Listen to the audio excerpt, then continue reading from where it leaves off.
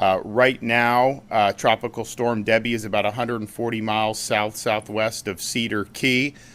This will become a hurricane likely later this evening, and it will make landfall in the state of Florida tomorrow as a hurricane, most likely as a Category 1 hurricane, but it could potentially be even stronger. Current maximum sustained winds are 65 mile per hour. We anticipate it could reach 85 to 90 mile per hour sustained winds. This is a track that's very similar to the track that we saw 11 months ago with Hurricane Idalia. It is, though, while similar track, going to operate and have much different effects than Idalia did. Idalia was close to a Category 4 hurricane. It had strong winds that ripped through the Big Bend area, caused a lot of damage, a lot of debris. This storm will not have winds that reach the level of Hurricane Idalia, but it is going to produce way more water throughout the northern part of the state of Florida. And we are looking at potentially really significant flooding that will happen, particularly in north central Florida as this storm makes landfall in Florida and then heads northeast across southeast Georgia, or southern Georgia and northern Florida. So the message is make sure you're executing your plan now. As the storm comes, you may get hit with an awful lot of water, a lot of rain. There may be immediate impacts that you see, but you could also see flooding that happens days afterwards, after the storm passes. Do not go into flood waters. There could be dangerous debris, there could be downed power lines, and please do not drive your vehicles through flooded streets. The number one way we have fatalities as a result of floods is people trying to drive through the flood water. So it is a hazard, and please heed that advice. We have requested a federal disaster declaration, and that has been approved. Our pre-landfall declaration by the federal government, of course, it's mostly a monetary thing, helps unlock some additional funds for certain things that we want to do. We have, at the state level, constructed more than 9,400 feet of flood protection devices to support critical infrastructure against flooding impacts. So for the first time, Florida and its partners are deploying these flood control barriers around utility substations as a best practice to ensure power is maintained throughout the storm for as many Floridians as possible. When we saw Hurricane Ian, the substations that were higher up weren't impacted by the water, made it much easier to effectuate power restoration. And so our hope is here to mitigate the power interruptions as a result of this storm. We have 3,000 service members from the Florida National Guard that are on standby to assist with the state emergency response, and that will include search and rescue, route clearance, commodity distribution, and protection of critical infrastructure as needed. Florida National Guard has 10 rotary aircraft and over 400 tactical vehicles that are staged to support relief operations. We've also activated the Florida State Guard, and we have over 100 soldiers ready, 9 shallow water vehicles, 10 UTVs, and 2 amphibious rescue vehicles. The Florida Fish and Wildlife Commission has prepared their full fleet of airboats and john boats, and we have 12 swiftwater rescue teams. Power outages will occur, so people should be prepared for that, particularly if you're in the main path of this storm. There is going to be power outages. Now, working with Florida's power companies, the state, we have identified up to 17,000 linemen that are ready to go in and restore power when the storm passes. Now, they'll do that as soon as it's safe to do that.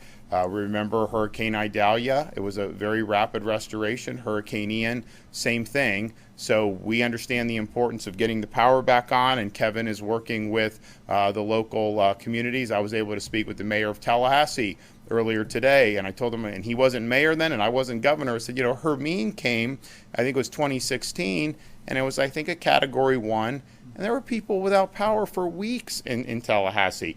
And we don't want to see that again. And so he agreed. He's already talking with FPL and some others to accept mutual aid, and we want to be helpful with that as well. Of course, Florida Department of Transportation, the cut and toss clear the roads, but also if they need to clear things to be able to help with power restoration, they're going to do that. But that was a learning experience, I think, for the state and the city to see how the Hermine was, and that's not going to be acceptable going forward. And so I'm glad that the mayor and I are on the same page on that.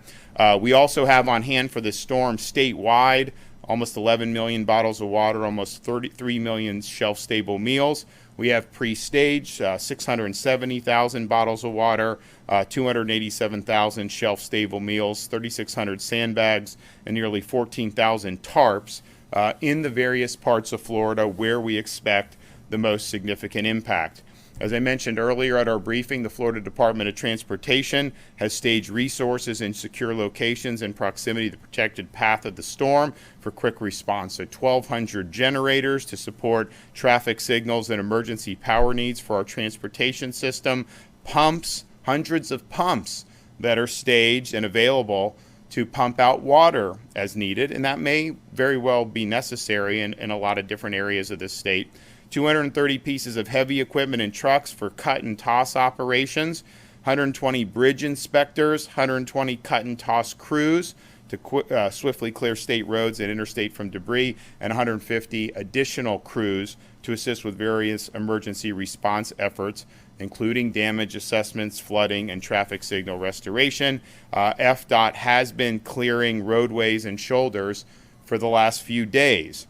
The Department of Management Services has issued state office closures on their website. To see if your place of employment is closed today or tomorrow, visit dms.myflorida.com, dms.myflorida.com.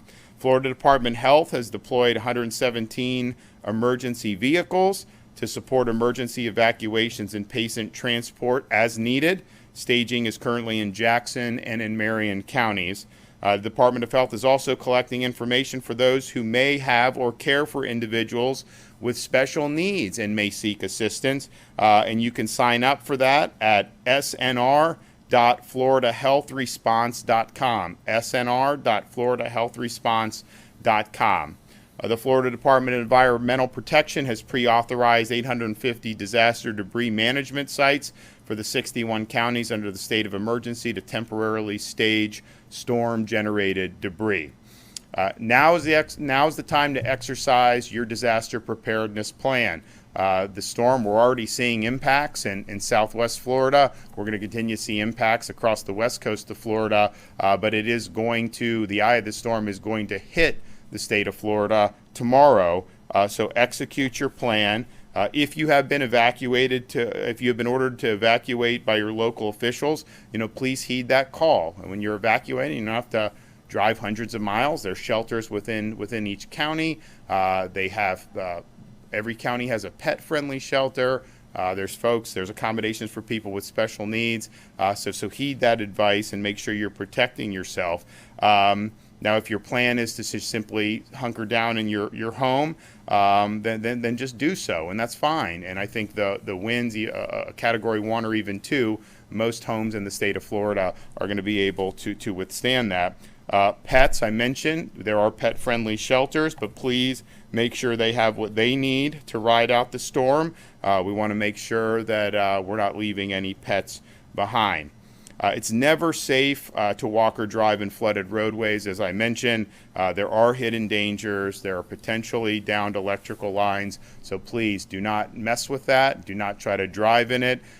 This stuff subsides. There'll be pumps. There'll be a bunch of things that will be happening. I know people want to kind of get out. They got things to do. They want to check on things, but it is hazardous, and we want to avoid any loss of life with this storm.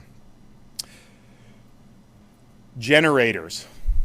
Make sure you properly use generators. We have had in the past, although not in the more recent storms, I think because there's been an emphasis on this messaging, but you cannot use a generator inside your home or inside your garage. It will produce carbon monoxide that can kill you. So make sure a generator is positioned outside your home and that the exhaust is not coming inside your home. So please, using a generator is fine. People want to have power. I get it and do it, but just do it in a way that's going to be safe. So please do not have your gasoline engines inside your home, and make sure they are in use, not just outside, but at least 20 feet away from your home. Emergency alerts can save lives, so please have multiple ways to receive those alerts and act when you receive them. Listen to your emergency management officials at your local level. They're going to have information specific to your part of the state of Florida. And if you want to find that emergency management information, you go to floridadisaster.org/counties. So this is a similar path to what we saw last year with Hurricane Idalia. It is going to be much wetter. We're going to see much more inundation across, really across the northern part of the state, north of I-4, but particularly in north central Florida. You're going to have the potential for some significant flooding. That creates hazards, that creates risk. So please, take care of yourself, heed the warnings that you receive at the local level. We have a whole host of resources that are staged and ready to go. And if there's somebody that's in harm's way as the storm passes, we have search and rescue that will be there. Local law enforcement will be there, local emergency response, our National Guard, our Fish and Wildlife. There's all hands on deck for this. So execute your plan. We're going to work as soon as this storm passes to get the power back on and to help the Floridians who may be in need. And with that, I'll turn it over to Kevin. Thank you, Governor. And as always, I appreciate your leadership and support for the Division of Emergency Management. Tropical Storm Debby is expected to continue to rapidly strengthen into a hurricane before making an early morning landfall here in the Big Bend tomorrow. It is not outside the possibilities, as the governor has already said, as a strong Cat 1 hurricane, maybe even a low-end Cat 2 hurricane. We continue to work on requested resources from counties, but many areas have already begun to feel the storm's impacts. We have been getting information from south of Tampa Bay all the way down to Fort Myers and Naples that there is storm surge of about 2 feet. That they have had several inches of rain, and we're seeing those impacts down there. We are now starting to see more impacts come into the Nature Coast, Hernando, Citrus, Levy, Dixie counties. So again, the storm is here for them, which leads me into the next piece is if you are in the Nature Coast, getting ready to come into the Big Bend, it is time to effectuate your plan. You need to be locking it in, locking down. Do not get out on the roadways. Make sure that you're staying indoors. So please make sure you're doing that. If you're in Northeast Florida, North Central Florida, you still have some time, but those hours are starting to wane. So please make sure you're doing what you need to do. Whatever you decide to do, make sure it's best for your family, and you must do it now. If you're ordered to evacuate by local officials, and there are several evacuation orders in place, please remember, you only have to travel tens of miles to those shelters. You do not need to travel all the way across the state. Do not leave your pets behind. There is at least one pet-friendly shelter in your area that can travel with you to that shelter. Make sure you have the leashes and carriers and plenty of food and water for your pets. If you are sheltering in place, identify a place in your home away from windows and external doors where you can safely shelter. If you're on the coast, you need to go ahead and move to the second floor. We are starting to see areas that may receive upwards of 6 feet of storm surge. If you're unsure about the next steps of what to do, please contact your local emergency management office, or if you're in this situation where we have incidents happening right now, call your 911 office. Your yard should be debris free at this point if you're in North Central Florida and you're in Northeast Florida, the capital region. Again, if you can pick it up, you need to put it up. We will continue to emphasize the this next important point, which is it's never safe to walk or drive through flooded roadways. Not only can it cause accidental drowning, but floodwaters are gross and unsafe and can contain many hazards. So please make sure that you are not messing around in those floodwaters. Make sure you have fresh batteries in your supply kit and a hand crank weather radio so you don't miss any important updates from your local officials. I will go back and talk again about the generator safety. We have been doing a great job since Hurricane Ian on the fatalities related to generators have gone way down. You've already heard the governor talk about 20 feet away from an open door, an open window. I'm going to finish the second 220s, which is if you have to refuel, make sure you shut your generator down for at least 20 minutes. So 20 feet away from any open door and an open window, 20 minutes to cool down, and then go ahead and spend $20 and get a carbon monoxide detector. Those are the things that we want you to follow on the 20-20-20 rule as it relates to generators. Be sure that you follow the agency on X and Instagram at FLSERT and on Facebook at FDEM as we continue sharing important information to Floridians looking for resources or preparing and getting all your state updates. You can go to floridadisaster.org/updates for additional information. And again, Governor, thank you for your leadership. Now, as you look at the the track of this, it is obviously going to impact Florida somewhere in the Big Bend region. Could move a little west and be more heavy Tallahassee. Could go more on the Idalia track, but it is going to cut across towards the Atlantic coast. Now, right now, the most likely scenario is it dumps even more inundation in Savannah and Charleston and Hilton Head and that part of South Carolina, but it is possible that the storm actually turns around and comes back through I-10 in northern Florida, going the other direction. That's possible. May not be likely right now, but that is one of the solutions that they're looking at. So this is not necessarily going to be something that just passes and then we don't see any effect. You can continue to see flooding, and you may even see a rebound of the storm. That's possible, so just be prepared that that could happen. Watch for updates. There's going to be another update on the track by the National Hurricane Center at the 5 o'clock advisory.